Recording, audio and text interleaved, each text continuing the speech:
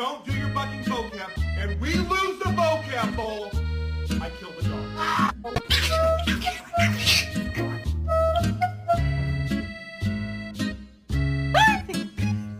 You comfy, hon? How's that belly? If you eat this piece of pizza, you don't make it into heaven.